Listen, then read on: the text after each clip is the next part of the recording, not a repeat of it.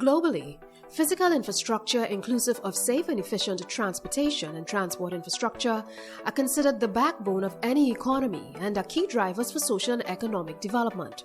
In 2021, the Ministry of Works and Transport was tasked with the responsibility of doing more with less during a global pandemic. This meant achieving optimum value with fewer resources. 2021 has been a busy year for the ministry as we continue to expand our existing road network to improve connectivity, open up access to rural communities, and create greater opportunities for all citizens. Over the past year, the ministry has made significant progress on projects under the National Highway and Road Infrastructure Program. Projects such as the Solomon Hochoy Highway extension to Point Fortin, the Churchill-Roosevelt Highway to Sandy Grande, the Diego Martin Vehicular Overpass, and the Port of Spain East-West Corridor Transportation Project all will collectively reshape and rejuvenate the economies of communities. The Ministry of Works and Transport is striking a balance between constructing and maintaining our infrastructure while increasing capacity and introducing new technology. While these projects address the issue of road infrastructure on a macro level, the ministry has been actively undertaking strategic works in smaller communities to improve the lives and livelihoods of citizens. Through the Pure Unit and the Highways Division, over 250 projects, including road rehabilitation, drainage, slope stabilization works, pedestrian overpasses, landslip repairs, traffic management measures, and bridge construction projects were executed across the length and breadth of Trinidad. Some key projects that will undoubtedly connect communities, strengthen linkages, and improve connectivity include the Moruga Road Rehabilitation Project, San Fernando Waterfront Project, and the Mova to Maritime Roundabout Project. An assessment of our road network indicated that 17% of roads that fall under the purview of the Ministry of Works and Transport are in poor to critical condition. Given this prognosis, in 2021, the Highways Division executed an aggressive road rehabilitation program using its asphalt plant at Agua Santa to complete patching works of 54,250 square meters of roadway across all districts. Our drainage response has grown increasingly aggressive over the past few years.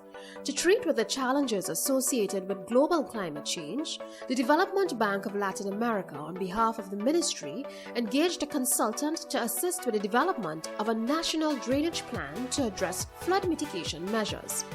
Infrastructural development and upgrades were also addressed via improvements to the existing pump and gate inventory. 13 projects have been identified with ongoing works in Pinal, St. Augustine, El Socorro, Woodland, Bamboo No. 1, Caroni Irrigation Area, and St. John's Faizabad.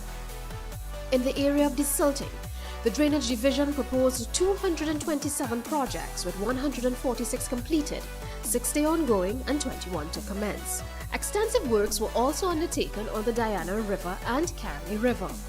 These projects facilitated paving works, the construction of access ramps, the widening of existing embankments, and the installation of new drainage structures with flat gates.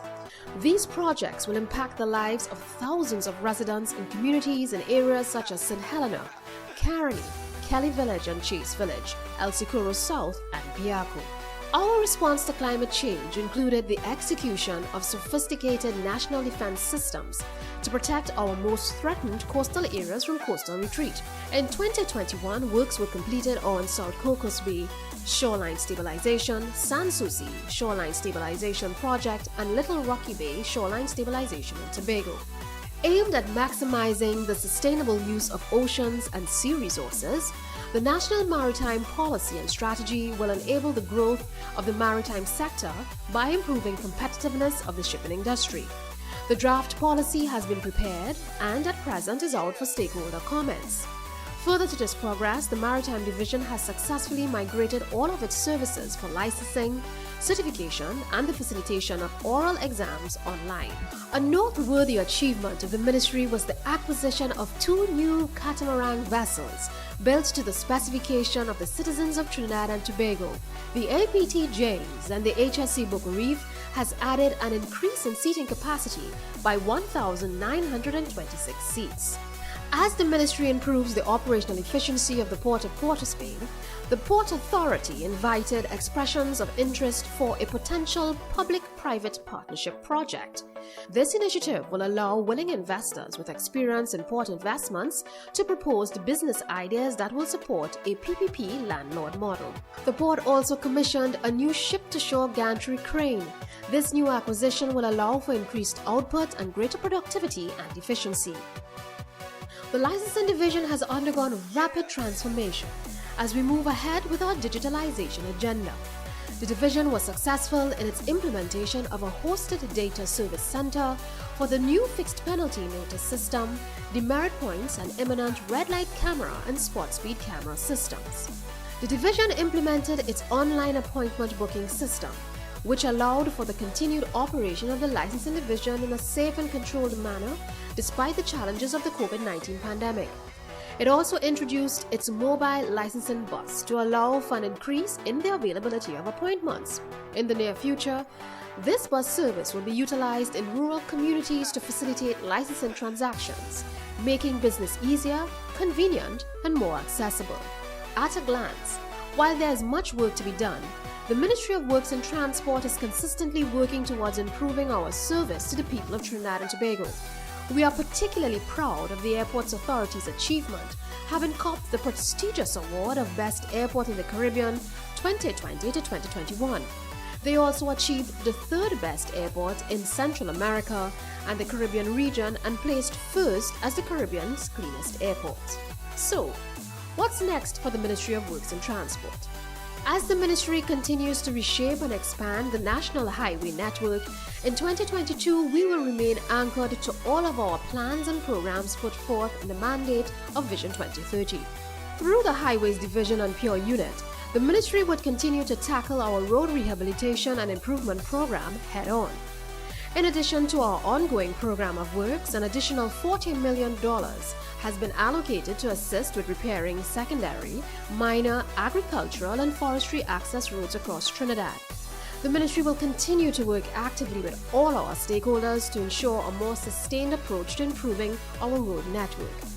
Next year, members of the general public can look forward to completion of the remaining 8 packages of the Solomon Hochoy Highway extension to Point Fortin along the Northern Link, completion of Package 1A and 1B of the Churchill Roosevelt Highway to Sandy Grande, construction of the Diego Martin Vehicular Overpass, commencement of construction of 5 bridges under Phase 3A of the Bridge Reconstruction Program, continuation of the Valencia to Toco Road Upgrade Project, continuation of the Moruga Road Project and the San Fernando Waterfront Project. Our program of work will also include road rehabilitation, sectional paving, landslip repairs. Our road safety initiatives will also include repairs of cable barriers and upgrades of median barriers. In the area of drainage, our targeted efforts will focus on the upgrade of drainage channels, infrastructure development and upgrades to our existing pump and gate inventory, infrastructure rehabilitation and flood mitigation programs, national desilting initiatives, and the formulation of a comprehensive national drainage plan to assist with flood mitigation measures. In the area of coastal protection, the Coastal Protection Unit of the Ministry of Works and Transport will continue its proactive approach to treat with the ravages of coastal erosion through the undertaking of the following projects: Captiville Shore Stabilization Works, rehabilitation of the existing seawall at Lady Hales Avenue, San Fernando, Martlet Shoreline Stabilization Works, and the continuation of the Comprehensive National Coastal Monitoring Program. In 2022, the Licensing Division will continue its transformation process through the introduction of new systems, all geared towards improving the operational efficiency of the division and its overall customer service strategy. A quick summary of these initiatives can be seen on your screen.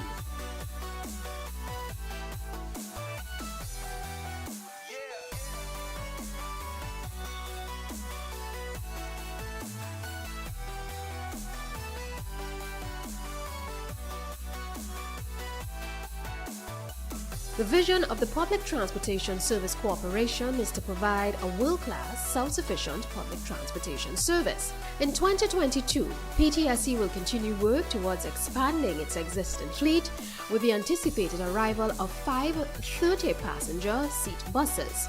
These buses are to be utilized in rural routes and will improve the quality of public transportation service in rural areas across Trinidad and Tobago. The Port Authority of Trinidad and Tobago will continue the process of enhancing the operational efficiency at the port via the acquisition of a second ship-to-shore gantry crane. The port will also further its efforts with the implementation of a public-private partnership model through successful review of the expression of interest that will allow investors to propose ideas that will support the PPP landlord model. In 2022, the Airport Authority will focus on the build-out of the Piarco Aeropark and develop non-aeronautical revenue streams. The Airport Authority will also focus on building safety and security systems that are in alignment with ICAO requirements. Accountability, transparency, and commitment to public service. As we reflect on our achievements for 2021 and the way forward despite the many challenges of the COVID-19 pandemic, the Ministry of Works and Transport looks forward to the future with laser vision and renewed energy as we continue to develop our beautiful twin island of Trinidad and Tobago.